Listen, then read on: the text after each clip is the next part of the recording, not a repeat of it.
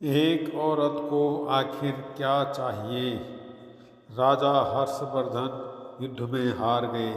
हथकड़ियों में जीते हुए पड़ोसी राजा के सन्मुख पेश किए गए।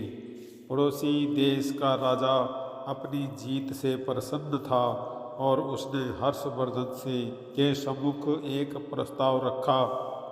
यदि तुम एक प्रश्न का जवाब हमें लाकर दे दोगे तो हम तुम्हारा राज्य लौटा देंगे, अन्यथा उम्र कैद के लिए तैयार रहें। प्रश्न है, एक स्त्री को सचमुच क्या चाहिए होता है? इसके लिए तुम्हारे पास 1 महीने का समय है। हर्षवर्धन ने यह प्रस्ताव स्वीकार कर लिया। वह जगह जगह जाकर विदुषियों, विद्वानों और तमाम घरेलू स्त्रियों से लेकर नृत्यांगनाओं, वैश्याओं, दासियों और रानियों, साध्वी सबसे मिले और जानना चाहा कि एक स्त्री को सचमुच क्या चाहिए होता है। किसी ने सोना, किसी ने चांदी, किसी ने हीरे जवाहरात, किसी ने प्रेम प्यार, किसी ने बेटा, पति, पिता और परिवार, तो किसी ने राजपाट और सन्यास की बातें की। मगर हर्षवर्धन को संतोष न हुआ। महीना बीतने को आया और हर्षवर्धन को कोई संतोषजनक जवाब नहीं मिला। किसी ने सुझाया कि दूर देश में एक जादूगरनी रहती है, उसके पास हर चीज़ का जवाब होता है। शायद उसके पास इस प्रश्न का भी जवाब हो। हर्षवर्धन अपने मित्र सिद्धराज के साथ जादूगरनी के पास गए और अपना प्रश्न दोहराया।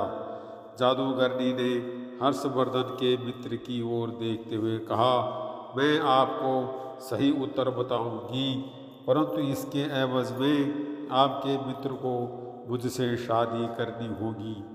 जादूगरनी बुढ़िया तो थी ही, बेहद बदसूरत थी। उसके बदबूदार पोपले मुंह से एक सड़ा दांत झलका जब उसने अपनी कुटिल मुस्कुराहट हर्षवर्धन की ओर फेंकी। हर्षवर्धन ने अपने मित्र को परेशानी में नहीं डालने की खातिर मना कर दिया।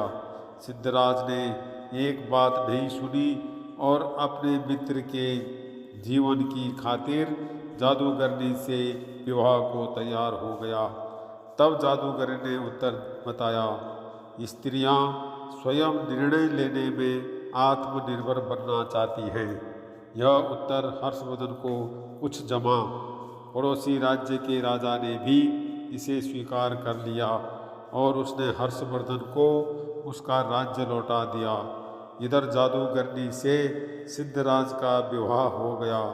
जादूगरनी ने मधुरात्रि को अपने पति से कहा, क्योंकि तुम्हारा हृदय पवित्र है और अपने मित्र के लिए तुमने कुर्बानी दी है, अतः मैं 24 घंटों में 12 घंटे तो रूपसी के रूप में रहूंगी और बाकी के 12 घंटे अपने सही रूप में। बताओ तुम्हें क्या पसंद है? सिद्धराज ने कहा, प्रिय, यह निर्णय तुम्हें ही करना है। मैंने तुम्हें पत्नी के रूप में स्वीकार किया है और तुम्हारा हर रूप मुझे पसंद है। जादूगरनी यह सुनते ही रूपसी बन गई। उसने कहा, चूंकि तुमने निर्णय मुझ पर छोड़ दिया है तो मैं अब हमेशा इसी रूप में रहूंगी। दरअसल मेरा असली रूप ही यही है। बदसूरत बुढ़िया का रूप तो मैंने अपने आसपास से दुनिया के कुटिल लोगों को दूर करने के लिए धरा हुआ था। अर्थात सामाजिक व्यवस्था ने औरत को परतंत्र बना दिया है, पर मानसिक रूप से कोई भी महिला परतंत्र नहीं है। इसीलिए जो लोग पत्नी को घर की मालकिन बना देते हैं वे अक्सर सुखी देखे जाते हैं। आप उसे मालकिन भले ही न बनाएं, पर उसकी जिंदगी के एक हिस्से को मुक्त कर दें। उसे उस हिस्से से जुड़े निर्णय स्वयं लेने दें।